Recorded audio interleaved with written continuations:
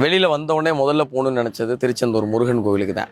நிறைய பேர் என்கிட்ட கேட்பாங்க, நீங்கள் பகுத்தறிவு பேசுங்க, முற்போக்காக இருக்கீங்க, அப்புறம் கோயிலுக்கு போய் சாமிலாம் கும்பிடுறீங்களே அதெல்லாம் என்ன கதை அப்படின்னு கேட்பாங்க. நான் ரொம்ப ஆழமாக நம்புறது என்னென்னா, எப்போயும் நேர்மறையாக இருக்கும்னு நினப்பேன். அதே போல் நம்பிக்கையும் வேணும்னு நினப்பேன்.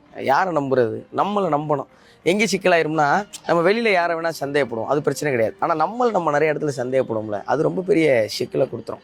அதனால் நமக்கு மேலே ஏதோ ஒரு சக்தி இருக்குதுன்னு வச்சுக்கிறது. அது இயற்கையோ, பிரபஞ்சமோ, அம்மா அப்பாவோ, இல்லை ஏதோ ஒரு கடவுளின் பெயரால் ஏதோ ஒரு சின்ன நம்பிக்கையோ, அது இருக்கும்போது நம்ம இன்னும் ஊக்கமாக இருக்க முடியும், ஒரு விஷயத்தை ஆழமாக நம்ப முடியும். நம்புறதால இன்னும் வேகமாகவும் இன்னும் கடினமாகவும் உழைக்க முடியும்னு நான் நம்புவேன். அதனால் எல்லாருமே ஏதோ ஒரு நம்பிக்கையை வச்சுக்கோங்க. அது மறுபடியும் சொல்கிறேன், அது இயற்கையாக இருக்கலாம், பிரபஞ்சமாக இருக்கலாம், அம்மா அப்பாவாக இருக்கலாம், அல்லது ஏதோ ஒரு கடவுளாக இருக்கலாம். இதில் மதம் மற்ற எதுவுமே கணக்கு கிடையாது. ஒரே ஒரு விஷயந்தான் என்னென்னா, நம்மளை நம்ம ஆழமாக நம்பணும். இல்லைங்க, இந்த புற விஷயங்கள் எதுவுமே இல்லாமல் என்னால் நம்ப முடியும் அப்படின்னா, உங்களை மாதிரி வலிமையான ஆள் யாரும் கிடையாதுங்கிறது 100% உண்மை.